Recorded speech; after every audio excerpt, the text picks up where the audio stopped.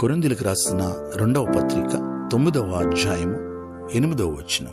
మీలో మీరు సర్వ సమృద్ధి గలవారై ఉత్తమమైన ప్రతి కార్యము చేయుటకు దేవుడు మీ ఎడల సమస్త విధములైన కృపను విస్తరింపచేయగలడు. పిల్లరా, దేవుని వాగ్దాన వాక్యము, మీరు సర్వ సమృద్ధి గలవారై ప్రతి కార్యమును, అంటే మీరు చేసే ప్రతి పనిలో మీకు కావలసిన సమస్త విధములైన కృపను విస్తరింపచేస్తానని ఆయన వాగ్దానం చేయుచున్నాడు.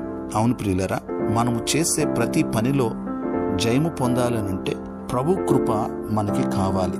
కావున ఆయన తన కృపను అనుగ్రహింపచేసి మనం చేసే పనిలో జయం అనుగ్రహించి సర్వ సమృద్ధి గలవారిగా ఆయన మనల్ని నడిపించబోతున్నాడు. ప్రార్థన. పరమ తండ్రి, మా సృష్టికర్త, సకల ఆశీర్వాదములకు కారణభూతుడా, మీకు వందనాలు, స్తోత్రాలు. మీ వాగ్దాన వాక్యమును బట్టి వందనాలు. ఈ వాగ్దాన వాక్యమును విని ప్రార్థనలో ఏకీభవించిన ప్రతి ఒక్కరిని, వారి కుటుంబాలను దీవించండి.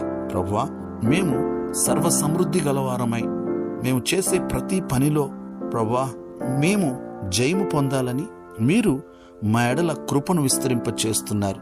అందును బట్టి మీకు వందనాలు, స్తోత్రాలు. అయ్యా, మేము చేయు ప్రతి పనిలో మీ యొక్క జయము మాకు కావలసి ఉన్నది. మీ కృప కావాలి ప్రభువా. అయ్యా, మీ కృప ఉంటే మేము జయము పొందగలుగుతాం. కనికరించండి, సర్వ సమృద్ధిలోనికి నడిపించండి. మీరే మహిమ పొందండి. మీ నామమునికే మహిమ చెల్లిస్తూ ఈ దినమంతా మీ సన్నిధి తోడుగా ఉంచమని యేసయ్య నామములో ప్రార్థిస్తున్నాం తండ్రి. ఆమేన్.